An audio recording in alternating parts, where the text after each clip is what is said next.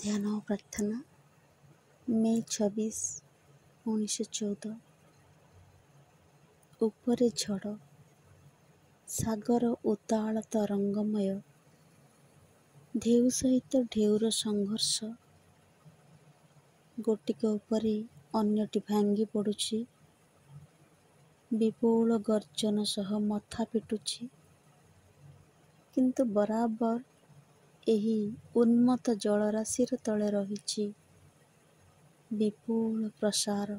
ସେ ସ୍ଥିର, ପ୍ରଶାନ୍ତ ଓ ସାହସ୍ୟ। ଉପରର ଏହି ଚାଞ୍ଚଲ୍ୟକୁ ଦେଖୁଛି ଏକ ଅପରିହାର୍ଯ୍ୟ ଘଟଣା ହିସାବରେ। ଜଡ଼କୁ ପ୍ରବଳ ଭାବରେ ମନ୍ଥନ କରିବାକୁ ହେବ, ଯେପରିକି ସେ ଭଗବାନଙ୍କର ପୂର୍ଣ୍ଣ ଜ୍ୟୋତି ପ୍ରକାଶ କରିବାକୁ ସକ୍ଷମ ହୁଏ। ବିକ୍ଷୁବ୍ଧ ବାହ୍ୟ ରୂପର ପଶ୍ଚାତରେ, ଦ୍ୱନ୍ଦ୍ୱ ଓ ଦାରୁଣ ସଂଘର୍ଷର ପଶ୍ଚାତରେ, ଚୈତନ୍ୟ ତାର ସ୍ଥିରାସନରେ ଦୃଢ଼ ପ୍ରତିଷ୍ଠ। ବାହ୍ୟ ସତ୍ତାର ସକଳ କ୍ରିୟାବଳୀକୁ ନିରୀକ୍ଷଣ କରୁଛି। କେବଳ ସେତିକିବେଳେ ହସ୍ତକ୍ଷେପ କରେ, ଯେତେବେଳେ କୌଣସି ଦିଗ ବା ସ୍ଥାନ ସଂଶୋଧନ କରିବା ଦରକାର ପଡ଼େ।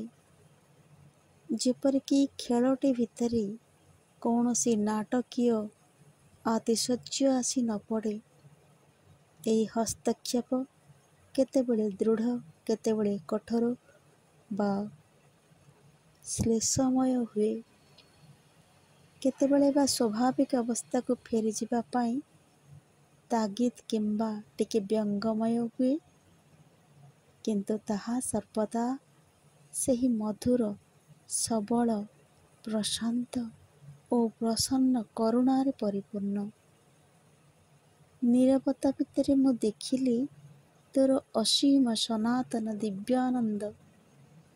ତାପରେ ଯାହା ଅନ୍ଧକାର ଓ ଦ୍ୱନ୍ଦ୍ୱର ଗର୍ଭରେ ପଡ଼ି ରହିଛି, ତା ମଧ୍ୟରୁ ତୋ ଆଡ଼କୁ ଧୀରେ ଉଠି ଚାଲିଲା ଏକ ପ୍ରାର୍ଥନା।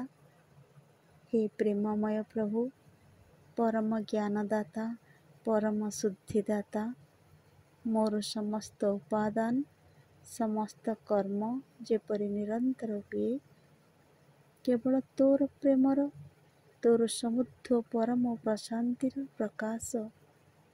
ମୋ ହୃଦୟ ତୋର ସମୁନ୍ନତ ମହିମାର ଆନନ୍ଦମୟ ଗାନରେ ପୁଲକିତ। ମା।